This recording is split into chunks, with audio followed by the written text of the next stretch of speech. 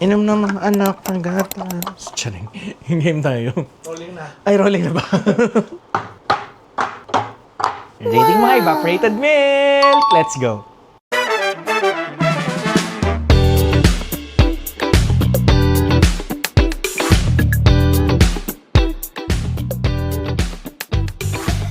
Unahan ko na kayo. Hala, bakit walang carnation? Hala, bakit wala? Ano, ito nga lang yung available sa grocery. Huwag na kayong magalit. Kung wala man sila dito, hindi dahil intensyon iyon, yun ay wala lang akong magawa. Dalawang grocery na po ang pinuntahan namin. Hindi ko alam for some reason, araw na yun, wala kaming mahanap na carnation kahit sa mga tindahan. So, ito lang ang available natin. Yun lang. Okay? Hala, feeling ko kasi sponsor dyan ni Carnation kaya hindi nyo sinasama. Ang dami na sinasabi! Yan, dumikit tuloy yung mic ko sa lata. Yan. So, kuya, blindfold ko. So, same mechanics. Gagamit tayo ng blindfold para walang bias sa brand. Ayan na guys. So, hindi ko na napakita sa inyo close up ang pagsalin ko. And, ang una ko napansin sa kanila is iba-iba sila ng shade ng white. Ang pinaka-white sa kanila is itong si... Ano sa gitna? Si Cowbell. Para siyang puti na papel. So, para siyang fresh milk. Kita, no? Kita sa phone. Kita niyo ba, guys? Next naman na white is itong si Angels. Tapos si Jersey. Tapos ang manilaw-nilaw ng konti is si Alaska. And ang pinakamadilaw is si Alpine. And there's nothing wrong with that. Ibig sabihin may tartar ka. Charing ano daw? Sabi, na-google ko, is, merong Maillard effect. So, that's the process of usually evaporating or sa pagsisterilize ng milk, usually, yung natural sweetness or sugars ng milk ay naluluto and it turns out a little bit of yellowish. So, depende sa taas ng init or temperature, doon mas naninilaw yon. Pero, pagka dark yellow na siya, and parang siguro kulay ihi na, tsaka brown, that means expired and spoiled na yung gatas. Pero, this type of yellowish is just normal. And alam nyo ba, sabi din dito, dahil daw sa beta-carotene. So, cow's milk naturally contains a tiny amount of yellow pigment called beta-carotene which comes from the grass the cows eat. Oh, di ba? May nalalaman pa tayo. Kasi usually, di ba, ang basihan natin kung panis na titikman mo, edi sumakit na yung tiyan. Panis na ba to? Wala, hindi ko alam. Tikman mo nga. Ayoko nga, panis na yan. Pero titikman mo. Hala, oo nga, panis na. So, tendency, nakakain ka ng panis. So, at least, alam na natin by color if panis na yung evap milk. So, sana nakatulong yon or just use Google. So, mag-blindfold na tayo and isa-isa na natin silang i-shot. First, evaporated milk!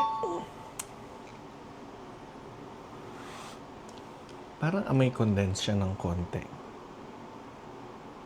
Parang siyang may halong condense or parang creamer na to. Still, tikman natin. Oo, manamis-namis ang amoy niya. Feeling ko Alpine to. Familiar ako sa lasa ng Alpine. Very distinct siya. Malinamnam siya. And may sweetness agad siya afterwards. Ito yung mga typical na masarap sa mga savory na ulam like sopas or anything na kailangan ng milk. Ang sarap. I'm a fan. First place. Next, evaporated milk!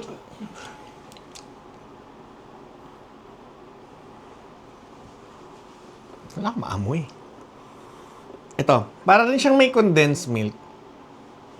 Para siyang may tamis na, feeling ko. So, pero mas evident yung amoy milk niya than kanina. Tikman natin. Wait lang, di ko alam alin yung Alpine. Ba lasang Alpine din.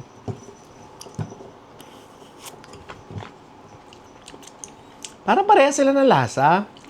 Wait lang Kanina, mas makapal yung consistency nung nauna. But this one, it's almost the same yung lasa pero mas subtle yung pagiging linamnam and tamis niya. So, perfect to sa mga usually dessert na ayaw mong nag-overpower yung mga lasa ng pagka-milk niya pero gusto mo siya maging creamy yung consistency. Perfect to sa leche flan kasi hindi siya nagbibigay ng ibang lasa. Ang creamy. Ngayon, hindi ko na alam kung sino si Alaska. Sorry. Ngayon, hindi ko na alam kung sino si Alpine. Almost the same sila ng lasa. Pero mas gusto ko yung nauna kasi mas malinamnam siya. Pero hindi, mas masarap itong nag-aftertaste. Saglit. Isa pa? Pamaya na. Mas may linamnam to. Parang may butter na halo. Charing. Mas gusto ko to. First. Next, evaporated milk! Taas ang arte. Amoy fresh milk siya na naiwan na for 3 days. Hindi ba expired yon ha? Kasi ang expired, maasim na.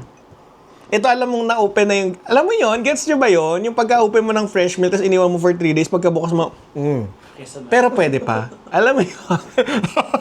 Yan ang amoy niya.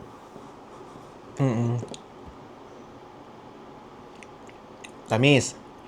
Very halo-halo ang atake nito. Perfect to sa halo-halo. It's light and very thin lang siya. Pero kung ikukumpara mo siya doon sa una ko natikman, hindi na siya lasang evaporated milk. Mas lasa siyang flavored milk for me. So, ita-third ko to kasi medyo limited yung paggagamitan mo nito. Parang pag natikman mo siya ay halo-halo. Yun na lang may isip mo. And the feeling ko pag nilagay mo siya sa ibang dishes like savory dishes like kunyari beef with mushroom and all, baka tumamis yung dish mo. So if itong gagamitin mo, feeling ko kailangan mo magkaroon ng adjustment when it comes to saltiness or toyo para hindi niya ma-overpower kasi matamis talaga siya. Pero mas recommended ko siya siguro sa mga halo-halo, leche flan, pastillas. Nilalagyan ba yung pastillas? Sa amin nilalagyan, kaya wala ka magagawa. Third. Okay. Next, evaporated milk! Anong amoy? Hindi, no. Mamaya, nalunod bigla si Bakla. Dala sa ER. Ano nangyari kay Marky? Nalunod po sa evap. Ha? Bakit ano siya sa evap? Siningot niya po yung evap. Ito amoy sopas. Amoy sopas siya. Pwede.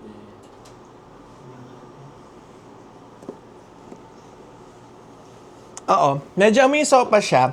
Alam mong amoy creamy siya. Pero among sa lahat, siya ang pinakamasarap yung amoy. Para sa akin, ha? At siya rin yung hinding masarap. Sorry. Mali.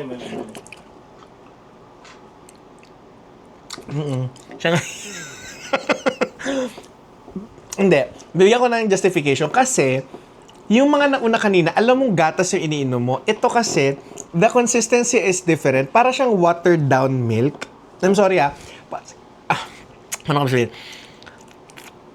Basta, pag matikman mo sila tabi-tabi, let me know in the comment section if matatry nyo, ikumpara nyo sila, inumin nyo sila sabay, makikita nyo yung difference nitong brand na to sa iba. So, kanina kasi ang kakapal nila eh. Naglilinger sila sa dila mo. And then, nag-aftertaste pa. Ito kasi pagkainom mo, parang, okay, gatas maya ay wala na.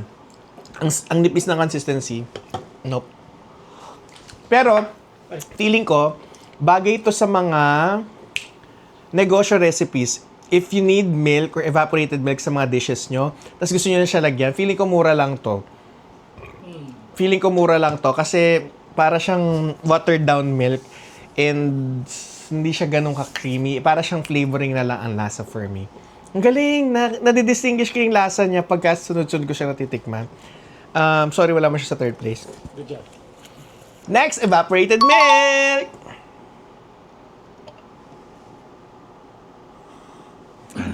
Ang lansa. Kasi amoy sardines ko. Nag-shoot kasi kami ng mackerel bago tayo. Kung sino man unang ma-upload, so abangan nyo na lang. Gising ka pa ba? Nalasing na. Wait lang, inamoy ko. Wala siya amoy. Yun. Sobrang, wala kang maamoy sa kanya, pero meron akong tamis na naaamoy sa kanya na parang, alam mo yung feeling ng, pag nagpapakulo ka ng gatas, sino ba nagpapakulo ng gatas? Parang wala namang nagpapakulo.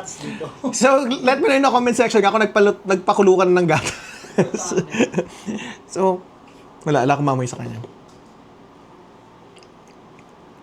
Ito rin.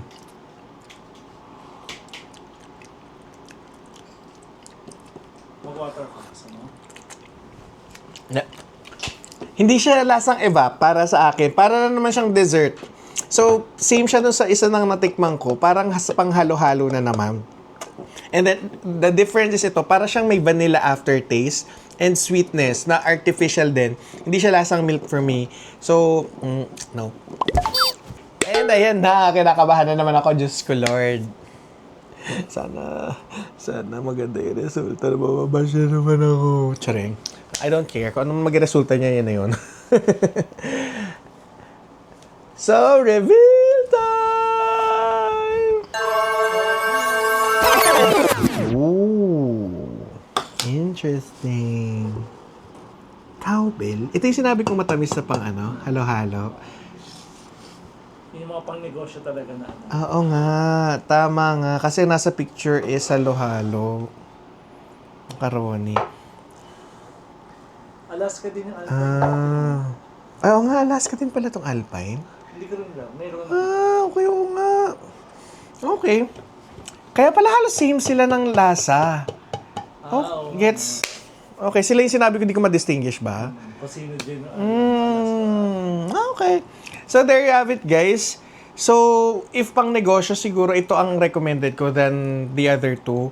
In fairness, masarap to. Itong gamit ko before. So, congratulations, Cowbell! Nasa ang third place. Second place, congratulations sa Alpine.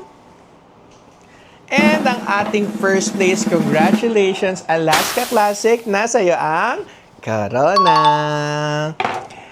So, sana nakatulong tong video na to as your reference if bibili kayo ng mga evaporated milk. So, again, lahat sila may mga specific cues na bagay. So, medyo nahirapan ako i-distinguish kung ano yung masarap para sa akin. Pero ako, I went down to the point na feeling ko pagka ginamit mo siya sa savory bagay, pag ginamit mo siya sa matamis, bagay din. Pag ginamit mo sa dessert, bagay din.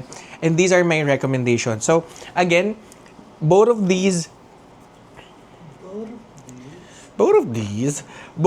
brands are not bad. It's just that may limitation lang siya sa paggagamitan. Yun ang basis ko for this ranking. And personally, itong tatlo ang pinaka